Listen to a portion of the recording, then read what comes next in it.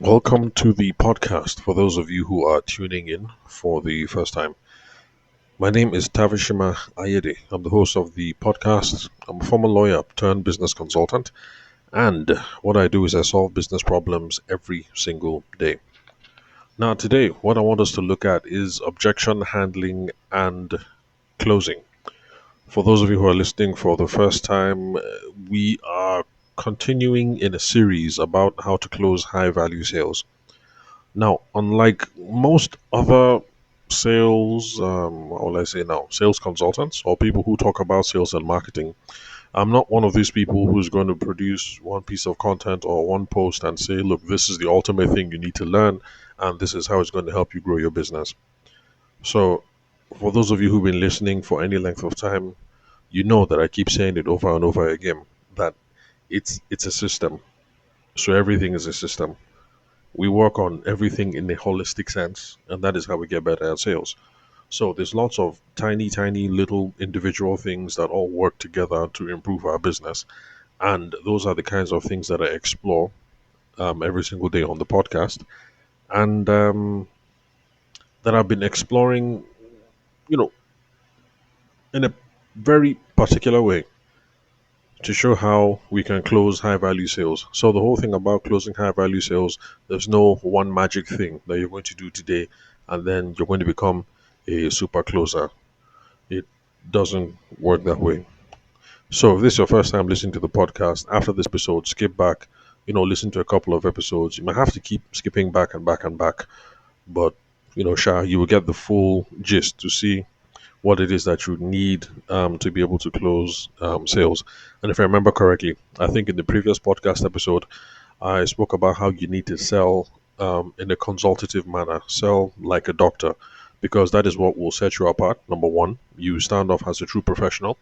Number two, you're going to get all the information that you need so that you can make an effective presentation, make an effective proposal, and make a very persuasive argument for why people should go with you.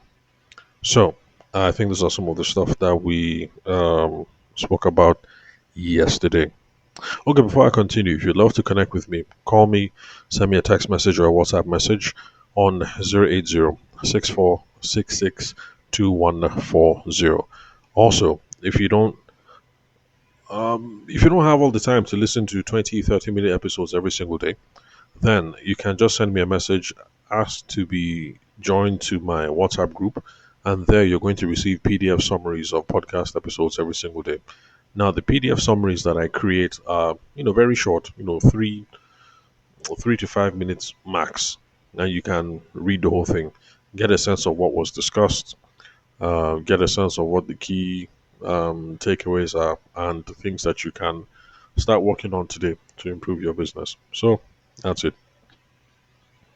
Okay, so I'm not sure if I mentioned, but today I want us to look at objection handling and closing. And of course, this was also part of part of the curriculum that I put together for the class that I had for folks on the 19th of January 2026.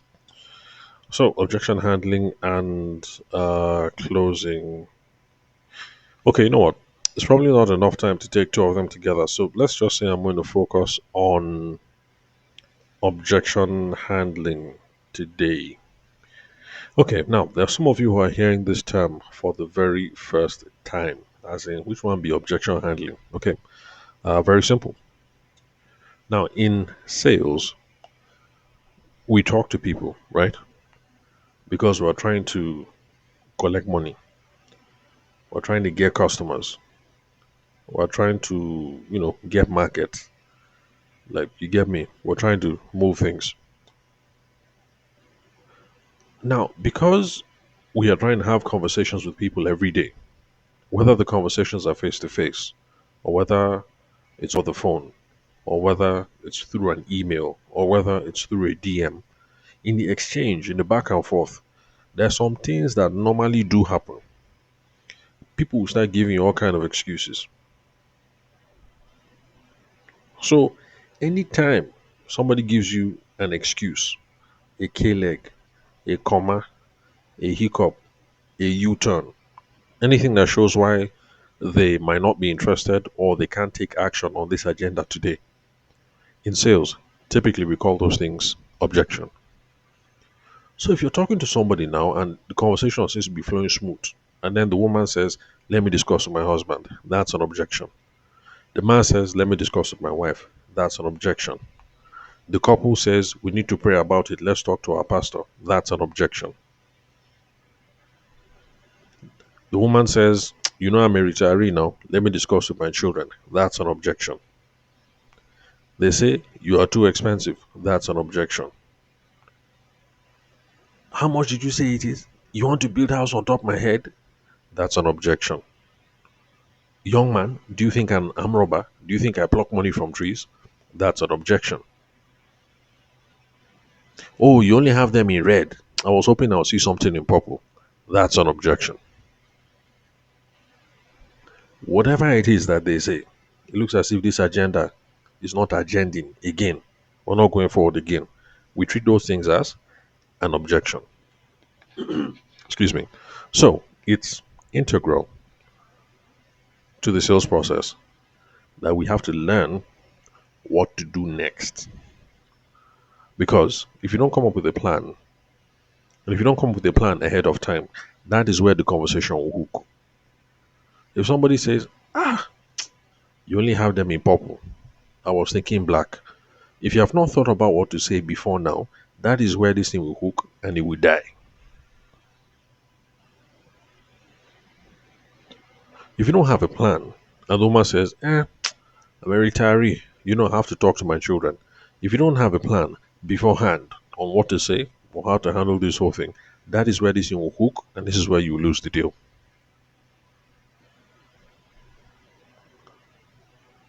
Some of you might think we're being too extreme on these sorts of things. But let me tell you a very simple fact. Maybe it hasn't clicked right now because you're new in business.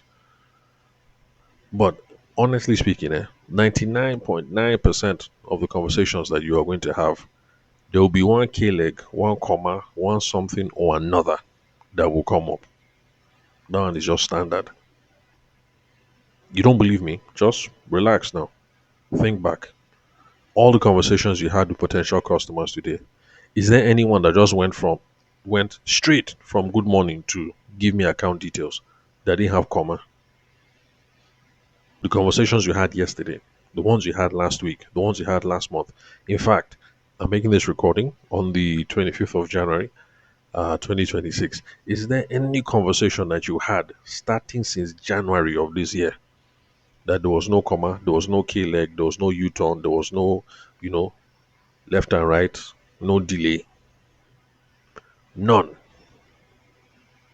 So, if we know that in the process of trying to close deals, when we are talking to people, some kind of K leg will come up, why do we think that this is a reasonable thing to do to not plan for that K leg?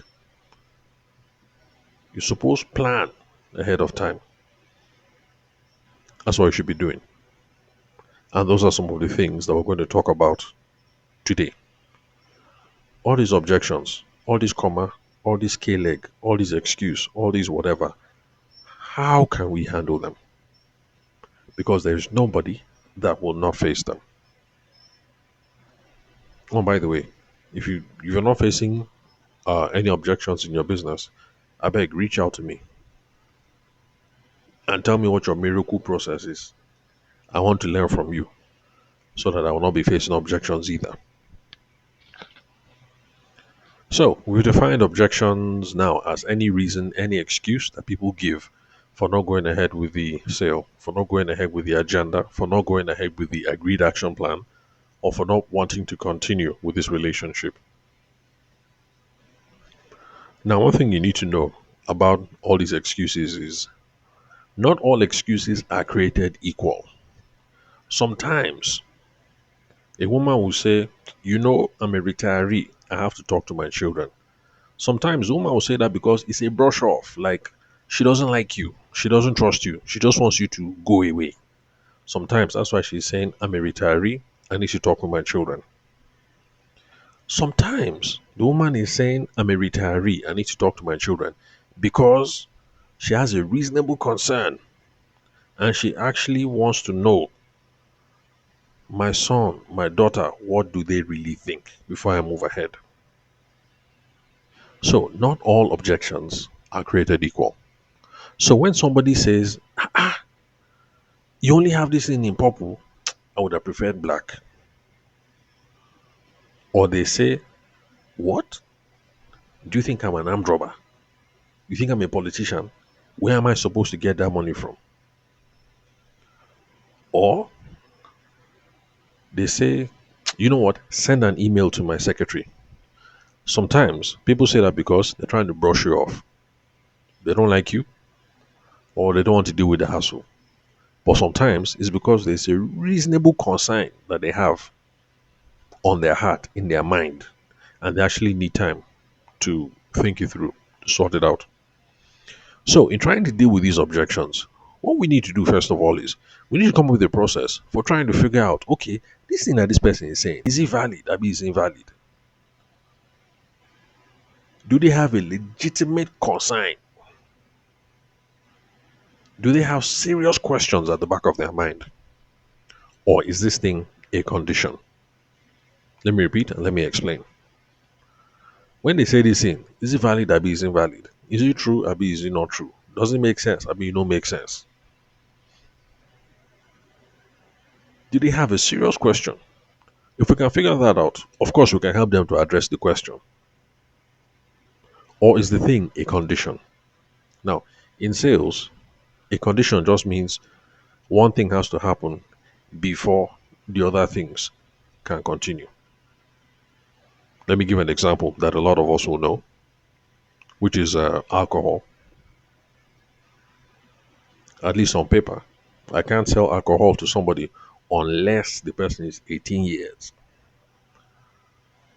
So if anybody catch me trying to sell Jack Daniels, a whole crate of Jack Daniels, and the people I'm talking to are 13, 14, 15, I will be in serious trouble. So if at any point when I'm talking to those people, I'm trying to sell them Jack Daniels, and one person says, Oga, we are minors. And I say, hey, you are minors? Sorry, what do you mean by that? Say, none of us are up to 18. Say, really? How old are you? I'm 15. How old are you? I'm 13. How old are you? I'm 12. In that case, that is not an objection. Almost is a condition. I cannot be talking to minors. So sometimes, when people say something, it is a condition. So sometimes when somebody says, I need to talk to my lawyer, it might be a condition. Maybe this is one of those situations where the guy needs to get the power of attorney first before the conversation can continue. But the thing is, we will not know unless we come up with a process for figuring out exactly what it is going on. Now, for those of you who've been listening for the last 2, 3, 4, 5, 6 days, you already know what I'm going to say next, which is if we're going to figure out what is going on, we're going to do that by asking questions. If you knew that that's what I was going to say before I said it, clap for yourself. It means you are tracking, it means you're following. It also means you're understanding how this game works. That is not what I say, it is questions that I ask. So if anybody has been telling you that when the woman says, I'm a retiree, I need to talk to my children, it's not about saying, mommy, who is the adult here? Are you the adult? Are the children the adult? You are the one who is the adult, so you're the one who should know how to make this decision, blah, blah, blah, blah. No, no, no, no, no. If anybody's advertising, if anybody's advising you to be pulling that kind of move, that if somebody say A, you say B, the person is teaching you wrong. The person is teaching you wrong. I repeat, the person is teaching you wrong. Sometimes it will work, sometimes it won't work, and the problem is you won't even know. When it works, you won't even know why. When the thing don't work, you won't even know why. How to improve, you won't even know. So don't be following those kind of people. Even if you don't like me, even if you don't like what I'm saying, my personality and your own does not blend. The people you should follow are people who are teaching you the kind of questions to ask when you are faced with an objection. So if somebody says, let me talk to my husband, It's not a matter of saying, madam, in today's age, you can't decide anything without talking to your husband. Come on, ma. We're now in the age of female empowerment. You should be able to take these decisions on your own. Now, even if that is your own point of view, this is not how you handle that kind of objection. So, it's about the questions that you ask, and the questions that you ask should be around trying to figure out, is this valid? Abi is invalid. Is this thing true or is this thing false?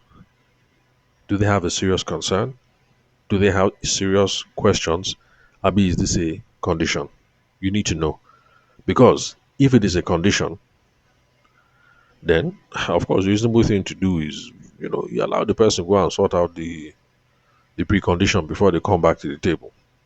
Or you try and provide useful resources to help them sort out what those conditions are. So if you're talking, let's say land matters, and the person says, I need to talk to my lawyer, you ask a few questions and you figure out that there's a defect in title. You know, trying to deal with that objection will mean, well, you give the person time. It will also mean that if you have any helpful resources to help that person overcome defects in title, you will offer the resources to the person. So that when they sort out those one or two issues, they will come back and then the conversation will continue. But either way, you will ask questions. But before you ask questions, all right, this is just a common framework I'm giving you now. So I'm not going to discuss anyone in particular because I've done lots of podcast episodes about that. That when people give you objections about price, what do you say? When people give you objections about how do I put it now? All this one of come and drop a flyer or email my secretary. All those kind of things. I've already made podcast episodes about that, so I'm not going to be dealing with anything in particular today. But the common framework for dealing with these things is number one, you agree, or you validate, or you empathize. The reason why is because when somebody gives you an objection, a lot of times the tension is high. They're resistant. They're in lock-up mode. You need somebody to relax first before you can ask them questions. So if a woman says, I'm a retiree, I need to talk to my children. Tension is high. She done the lock up. We can't ask questions until we get mommy to calm down. If you start to argue with mommy, she will lock up the more. That is why I'm telling you that all these people who say, if they say A, you say B, they're teaching you the wrong thing. If mommy says, I'm a retiree, I need to talk to my children, I say, mommy, who is the adult? Is it you, Abby? Is it the children? Mommy will lock up even the more. She will say, these people actually think I'm a poor, defenseless widow and they want to take advantage of me. Mommy will lock up the more. The same thing with the woman who says, let me talk to my husband. And start saying, in the age of this, in the age of that, blah, blah, blah, blah, blah, blah, blah, blah, blah. The woman will lock up the more.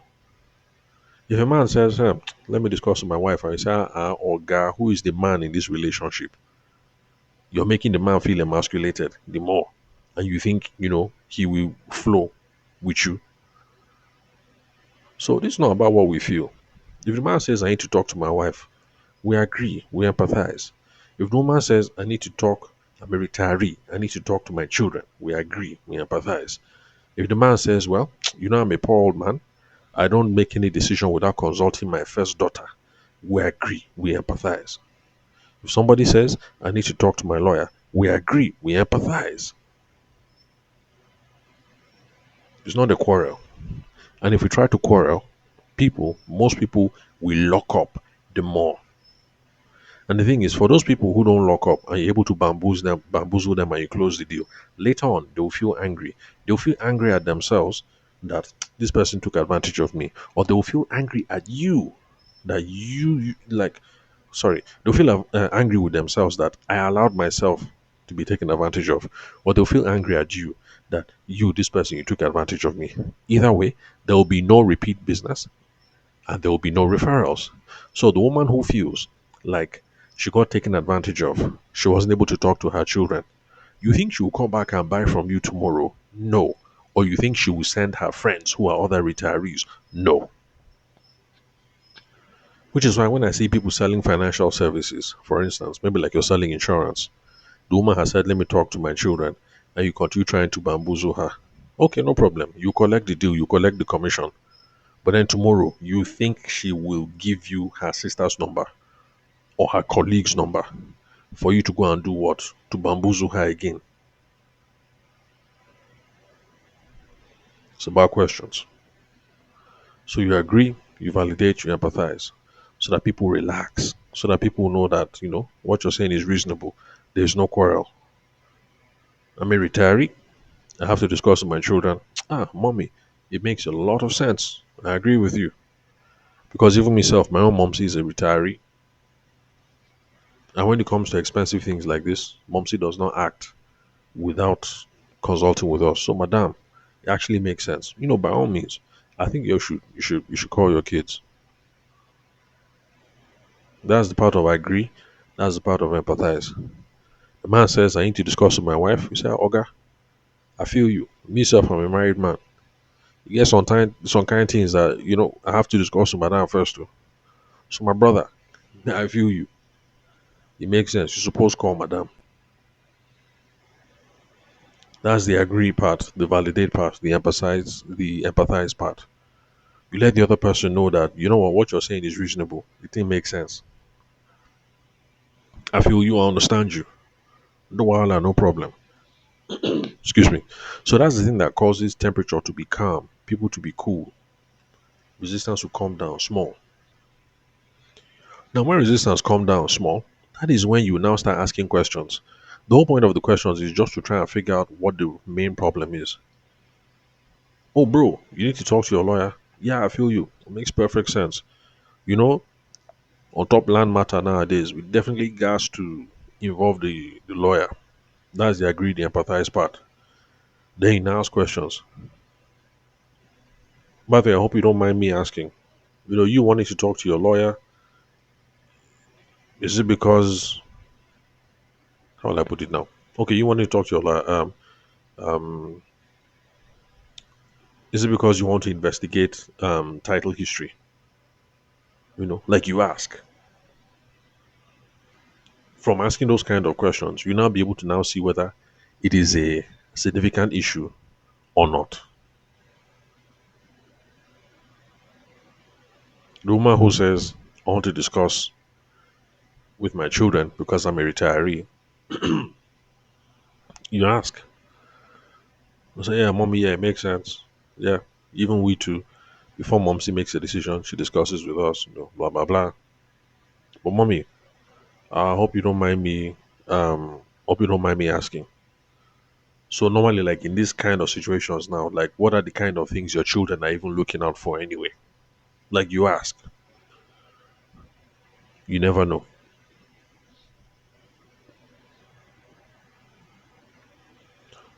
There was even one situation, again for this my client who deals in solar, where this whole thing of children came up. Once we took this approach, we discovered that it was not actually the man, daddy, who was going to pay. It actually was the children who were going to pay. That the children were doing it as a gift for mommy and daddy. So now that we took that approach, that okay, it makes a lot of sense. We should consult with the children. And then we now figured out that it's even the children that are making a gift. What is the next common sense thing? Is it not to connect with the children direct? Because that is where the money is coming from. So the play now that I advised them was okay, now that we know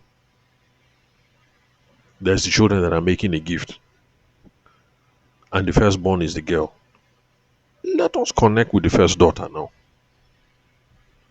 So once we're sure that mommy and daddy they like the specs, we'll be connected with the first daughter direct because she will coordinate with her siblings and that's where the money will come from. But you see how it's from asking questions. You agree, you empathize, you have some questions, you will now be able to figure out exactly what is going on. When you know what's going on, you'll be able to come up with a plan for how you're going to be able to address this thing. If you're worried about asking questions, too quickly, then you can just use modifiers. Victor Antonio, he calls them ventilating modifiers. Something that you just use to soften up the approach. So for me, I just say, "Oh, sorry, I hope you don't mind me asking." That's how I say my own.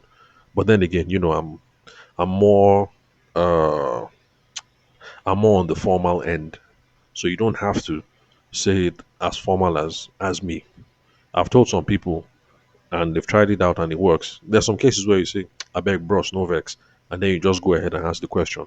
But some kind of, as Victor Antonio calls it, ventilating modifier, is okay. I hope you don't mind me asking. Bros, I beg, no vex.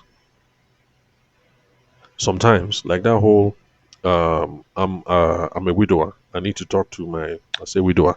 I'm a retiree. I need to talk to my children.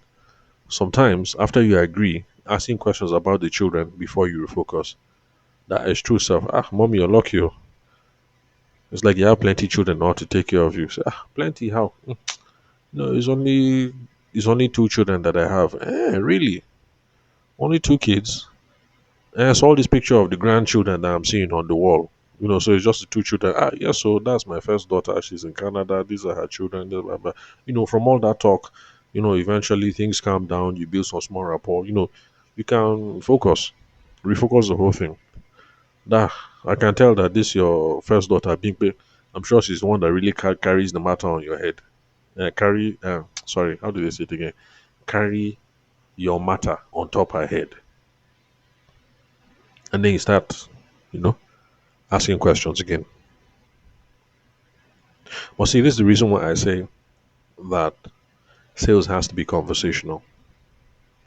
You have to be doing this thing as if you're just having a conversation. If you have scripted questions and you're asking it like interrogation, people will lock up the more, especially dealing with Nigerians. Nigerians do not like to be interrogated. They feel like you're interrogating them, they will lock up.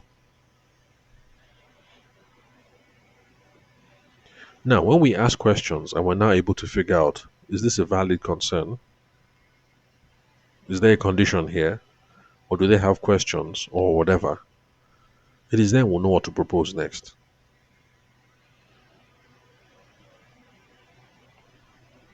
So, this stage of proposing something is what we call an advancement.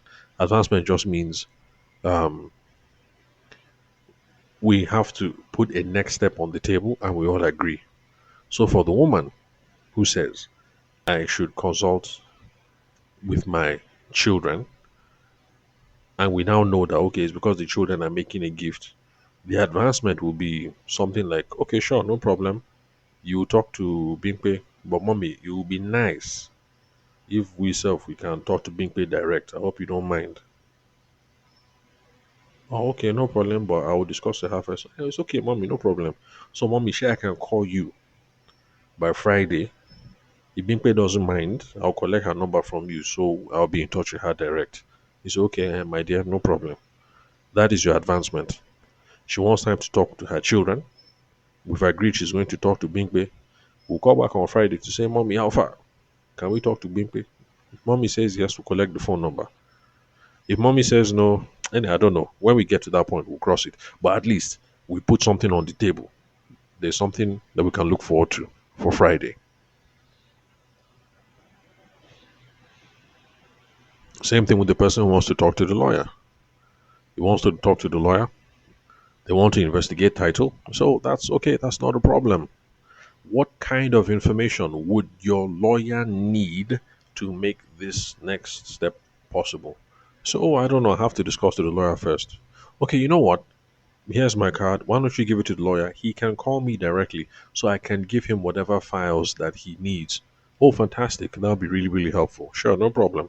So, if I haven't heard from you by Thursday, can I call you to ask, how far? Maybe you connect me up to the lawyer direct, from one professional talking to another. It will really help, with the exchanging documents and everything. So you see now in that case, that is the advancement. You want to talk to the lawyer? Oh yeah, sure. It makes perfect sense. Is there any particular thing? Oh, okay, you want to be investigating documents. Okay, no problem now. Me, I'm a professional. The other guy is a professional. If you link us up, everything will flow smooth. So, can we talk by Thursday? To see if I can get the lawyer's number. That's the advancement. That's the next step.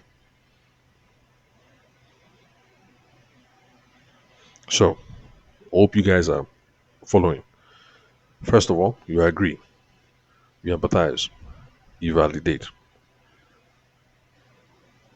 You ask a couple of questions, try and figure out what's going on. When you know what's going on, you'll be able to propose the next step. But if you're dealing with a situation where there's a condition, unfortunately, you can't move forward.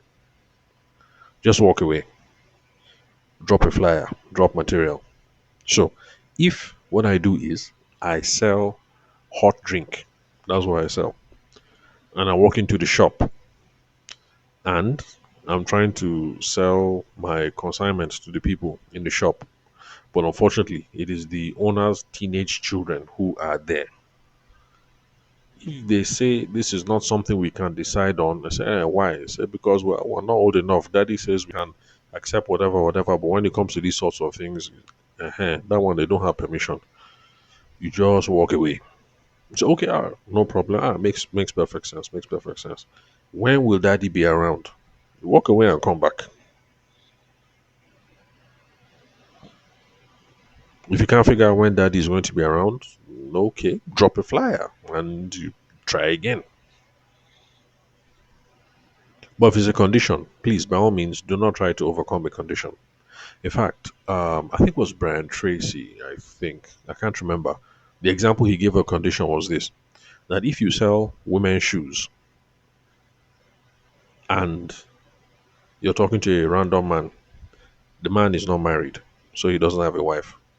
The man does not have daughters, and the man is not interested in buying shoes for his sisters. Why are you continuing the conversation? There's a condition that has to be met. If you sell female shoes and you're talking to a man, the condition is that he wants to buy it on behalf of another female. If there's no female in this guy's life, why are you continuing to talk to this guy? There's a condition. The condition can be met. So if you sell women's shoes, you're talking to a man. The man is not married. The man has no daughter. He doesn't want to buy for his sisters. He doesn't want to buy for his mom. Yeah, walk away.